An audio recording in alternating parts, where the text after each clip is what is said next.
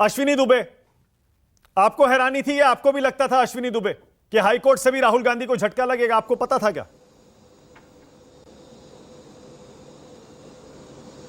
जी देखिए, जिस तरीके से ट्रायल कोर्ट ने कन्विक्शन किया तमाम एविडेंसेस को कंसीडर करते हुए, और अपीलेट कोर्ट में भी कुल मिलाकर के कोई रिलीफ नहीं मिला, तो ये बात मुझे जरूर था, क्योंकि ये एक ऐसा मैटर है जिस मैटर में देश में एक मैसेज भी देना है कि पॉलिटिकल लीडर्स जो है संवैधानिक व्यवस्था और कानून से ऊपर नहीं है।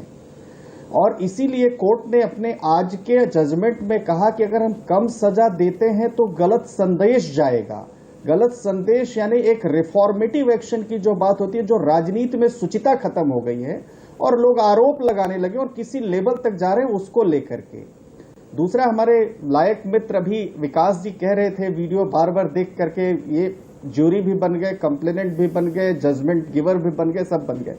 सभी चोरों का सरनेम मोदी क्यों होता है? वैसे एक एग्जांपल समझिए मानक भाई, मैं बोलूं सभी चोरों का सरनेम गुप्ता क्यों होता है? आपको बुरा लगेगा, आपकी मानहानि होगी।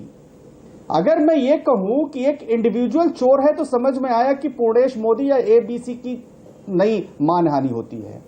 अब दूसरा, सुप्रीम कोर्ट की 2013 की जजमेंट का इंटेंशन, स्पिरिट ही यही है कि इस 2 या 2 साल तक की सजा पाए हुए व्यक्ति को अयोग्य करार दिया जाए ताकि वो व्यक्ति कानून की मर्यादा में रहकर काम करे। तीसरा, संविधान के तहत भारत के हर नागरिक को अभिव्यक्ति की स्वतंत्रता मिली है मानक भाई, लेकिन इसका मतलब यह नहीं है कि आपको किसी को अपमानित करने का अधिकार भी मिल गया है।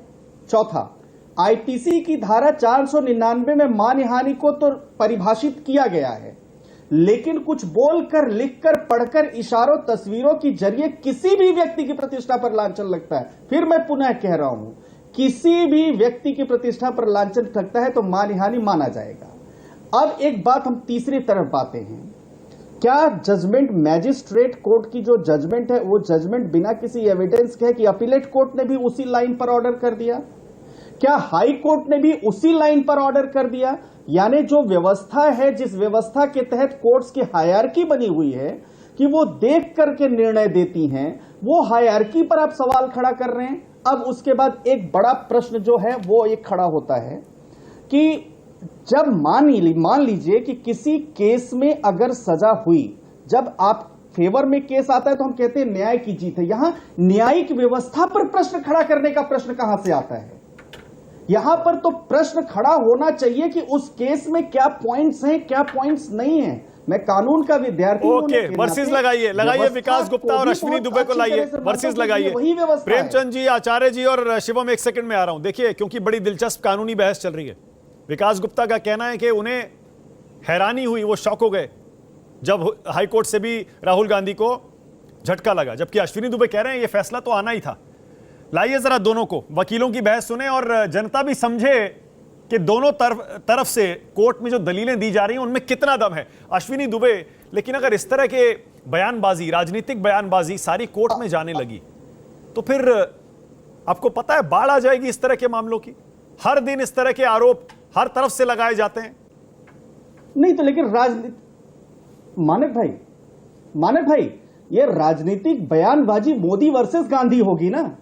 ये राजनीतिक बयानबाजी सारे मोदी, सारे दुबे, सारे गुप्ता वर्सेस सारे त्यागी, प्रेमचंद जी, मानक जी थोड़ी होगा। यानी आपको जो व्यक्ति जितना बड़ा, जो व्यक्ति जितना प्रतिष्ठा वाला, उसको उतना ही संवेदनशील होना चाहिए। एक दूसरा, 2019 में चुनावी भाषण के दौरान 2 और अथॉरिटीज ने इस बात को एग्जामिन किया था। किसने? वहां पर जो डेप्यूटी कमिश्नर थे वहां के, वो भी उस वीडियो को देखे। और उसके अलावा इलेक्शन कमीशन में भी वहां उस समय कंप्लेंट हुई थी कि ये तो आपने जो इलेक्शन का कोड ऑफ कंडक्ट है उसके बियॉन्ड इस आपने कंप्लेंट दिया, और जिसको जो है वहां पर माना गया। तो अब इन परिस्थितियों के बाद मैं मान सकता हूं कि जुरिस्डिक्शन कहां बनता है।